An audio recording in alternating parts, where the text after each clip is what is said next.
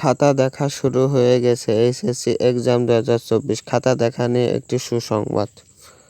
তো আপনাদের খাতা দেখা হচ্ছে, নাম্বার বাড়িয়ে দিচ্ছে না কেমন নাম্বার দিচ্ছে, সৃজনশীল অংশে কত নাম্বার করে দিচ্ছে, এই বিষয়ে আগে এই পুরো ভিডিওটি দেখবেন এবং পুরো কথাগুলো আমরা ভয়েসের কথাগুলো শুনবেন। আজকে ক্যামেরার সামনে উপস্থাপন হতে পারবো না।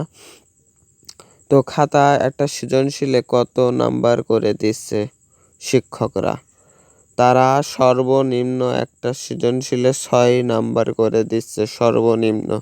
যারা ভালোভাবে লিখছেন তারা 7, 8, 9, সর্বনিম্ন খারাপ ছাত্ররা 6 করে পাচ্ছে এবং তার থেকে একটু ভালো ছাত্ররা 7 এবং তার থেকে 8 এবং যারা ভালোভাবে লিখেছেন তারা 9 পাচ্ছে। 10 করে কোনো সাবজেক্ট দেওয়া হচ্ছে না কোনো পরীক্ষায় বা কোনো সৃজনশীল অংশে 10 করে কোনো 10-এ 10 কখনো দেওয়া হচ্ছে না।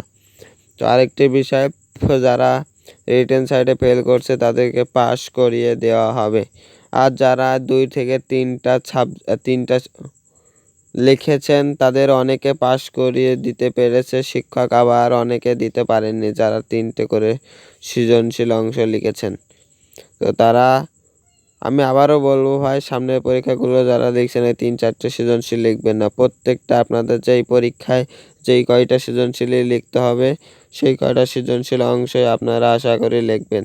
তো এরকম আরও নিউজ পেতে আমাদের চ্যানেলটি সাবস্ক্রাইব করে রাখতে পারেন, পাশে থাকা বেল আইকনটি বাজিয়ে রাখতে পারেন এবং আমাদের 5 মিনিট ক্লাসে থাকতে পারেন।